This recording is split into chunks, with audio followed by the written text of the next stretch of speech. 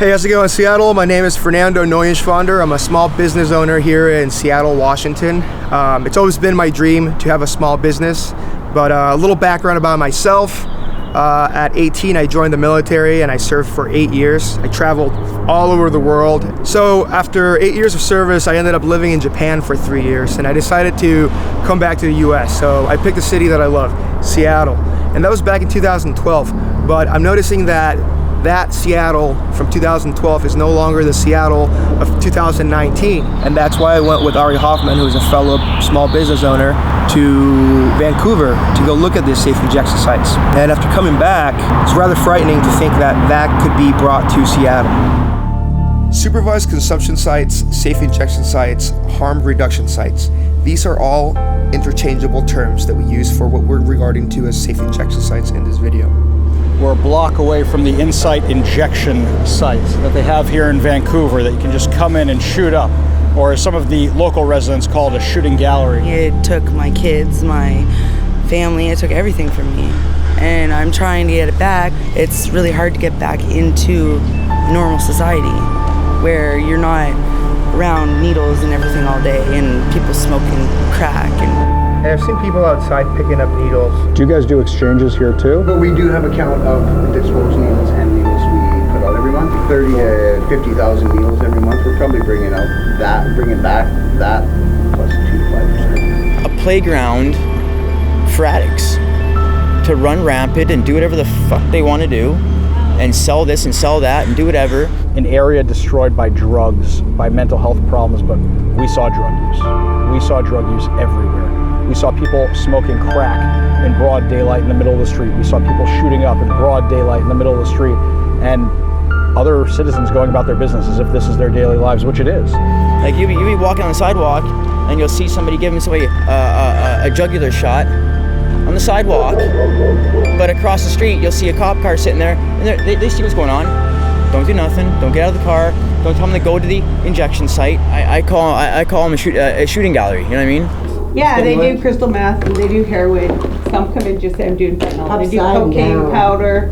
They do goofballs, which are both. So how much does this reduce overdose deaths in the neighborhood? Do you have data that does that kind of thing? No, but the numbers are going higher though. The numbers are going higher on the death rates? Yeah, per year they're saying. Every safe injection site we went to, the immediate surrounding area was devastated. Stores were boarded up and closed, tents everywhere. We even saw some RVs, just like in Seattle. This is the Liberty Market. I just spoke to the clerk who's in the store. He told me that it's a common everyday occurrence. Inside the store, you can see that the shelves are scarcely stocked, and he told me that's because they don't want to keep a lot of stock out in the store because much of it gets stolen, and the cops are pretty powerless to do anything about it. So while making this film, I learned a lot of new words that were not part of my everyday vocabulary, words that probably you're not familiar with. So I just want to quickly go over them and give you a very simple breakdown. If you have any further questions, definitely go online and do more research.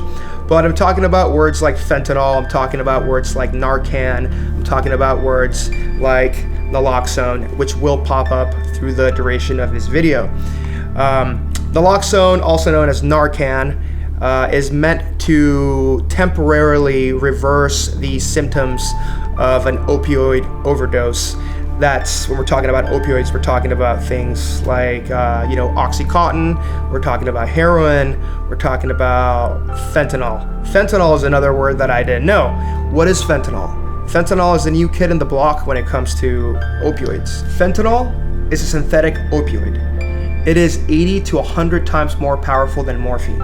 It is used for severe cases where patients dying of cancer and such illnesses have developed a resistance to traditional drugs such as morphine. So they need to use something extra powerful to numb the pain. Now this has hit the streets and it's making people drop like flies.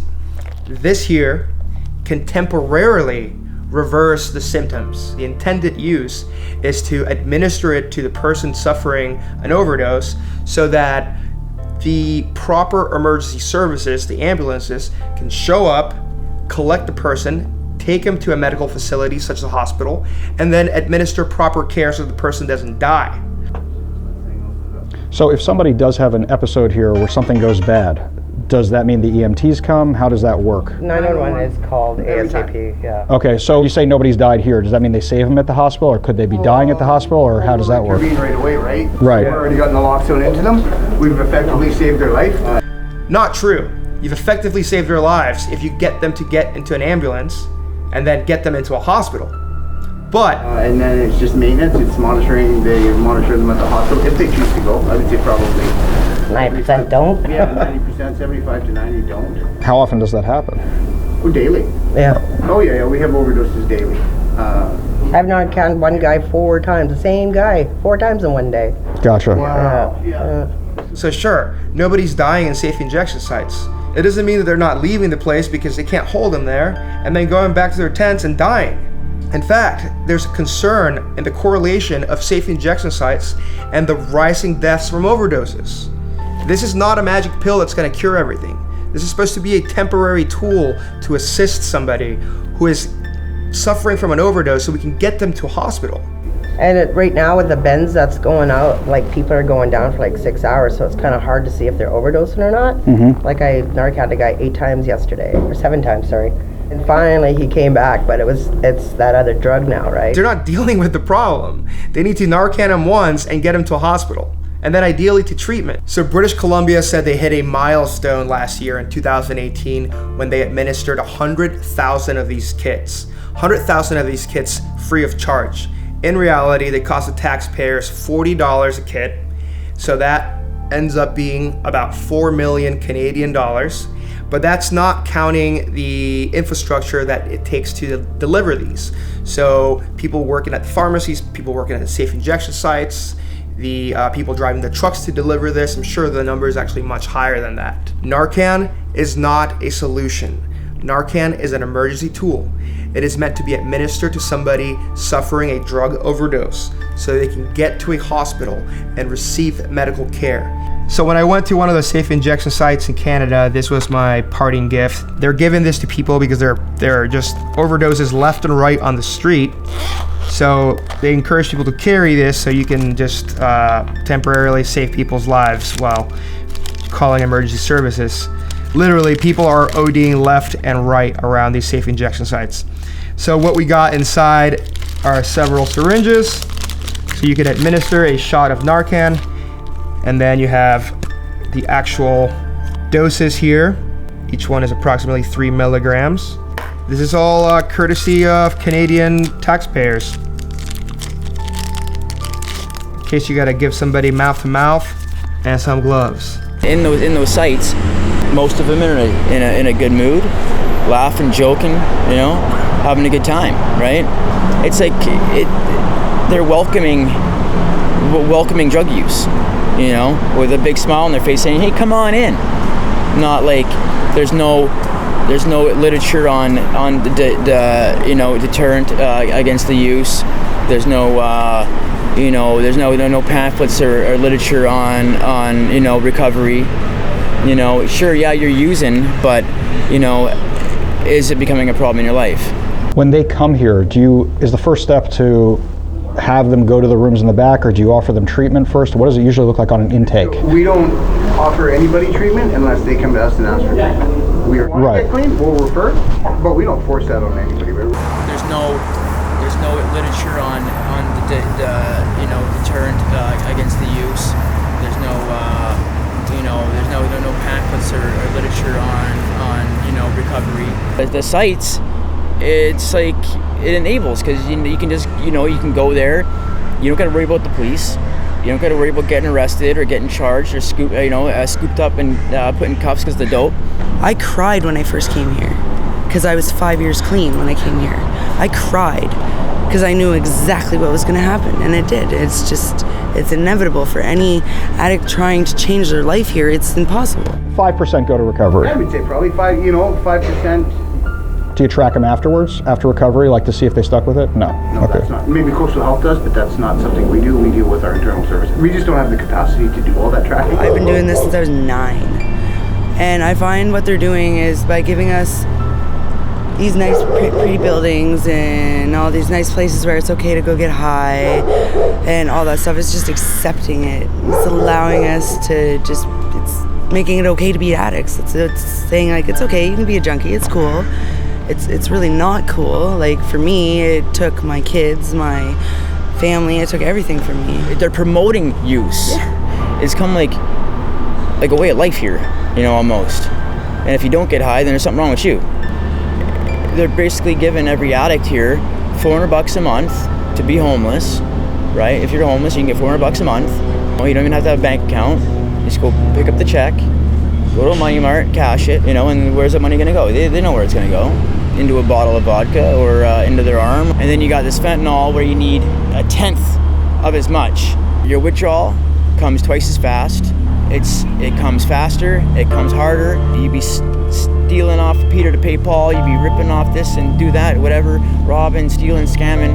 This is my truck. I left it here parked overnight.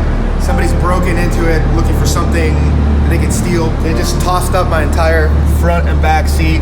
Luckily, I took everything of value out of there, so they didn't really steal anything, but it just goes to show, that there's a real problem here in the city of Vancouver. What's the consequence for having a bag of dope and getting high? Nothing. It looks like post-apocalyptic. It looks like a zombie movie. And people go about their normal lives as if it's normal. It enables us to use, right? It's like, we can do more. I can do a bigger shot or a bigger puff or a bigger sniff and I'll be okay because there's gonna be a nurse right there, there's Narcan right there, and I'll get saved. Treatment centers, like I was talking about getting in a treatment center today, see if I could go to a treatment center. There's not enough because the wait lists are so long. Like they should make more treatment centers instead of more of these things. More treatment centers instead of more of those, because once those people come out sober, guess what? Buddy's on the corner ready to give them a job. You know what I mean? Go to detox and then you get sprung from detox, right? You get discharged after 7 days and you're bedding ready for 4 days after that. So then you got 4 days, 7 days sober, and you got 4 days away for your bed at the treatment center. What do you do with that 4 days? But remember, you're homeless, so you got 4 days on the street before you go to treatment. So what are you gonna do? You back down into it again. So let's go stay back at my old tent, beside my old neighbor, beside my old dealer, and my old buddy that I used to get high with.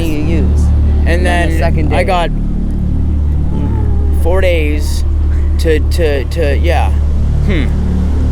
what should I do? Here we have overdose and death rates in British Columbia through the end of 2018. It makes people wonder whether safe injection sites are saving lives at all. Other Canadian cities with safe injection sites have issues as well. Let's take a look at Calgary, for example. Following our statistics for 2018 for both crime and disorder indicators show that the percentage change in the buffer area does differ from the center city and the rest of Calgary. Specifically, the buffer area, which is a 250-meter radius around the Sheldon M. Shamir supervised consumption zones. 579 calls for service to the Sheldon Shamir M. Health Center location, representing a 55% increase over the 3-year average, with a notable 36% increase in 2018 and 17. A 29% increase for calls for services compared to the 3-year average. A 15% increase in disorder calls, a 276% increase in drug-related calls for service, a 47% increase in violence, a 45% increase in breaking and entering, and a 63% increase in vehicle crime compared to the 3-year average. So after going to Vancouver and physically seeing the damage that the so-called safe injection sites cause to the communities and the businesses around them, I'm terrified to bring that concept into Seattle. The statistics don't lie. Now, the reason why I chose this place is because my friends and I like to gather here and play basketball. It's only a couple of blocks away from my house. Oftentimes, I find needles on this very table. I find needles all over the grass, on the court. Safe injection sites don't work. They actually make the problem worse. So if we need to allocate tax dollars, we should allocate those tax dollars towards treatment. This way we can actually help the people suffering from addiction and homelessness instead of putting a Band-Aid on a very deep and complex wound. When I first set out to make this video, I didn't know a whole lot about the subject of safe injection sites and naloxone. For example, I thought that naloxone and Narcan were synonymous, interchangeable terms. In reality, Narcan is just one of the many brands of naloxone, and naloxone should not be vilified. Naloxone can be a very powerful, life-saving tool if used appropriately. What did alarm me, however, was finding out that there are people within our community working within and in King County to bring these injection sites to our community. What was also alarming is that they've picked a very misleading acronym or name, and this is what we found off the King County website.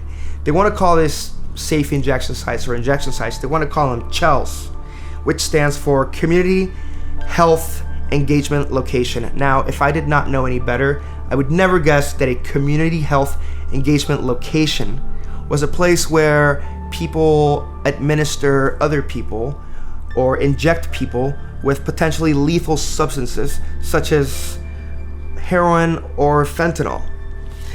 Now, here are some of the recommended guidelines for planning, implementing, and operating the safe injection sites in King County, in our community.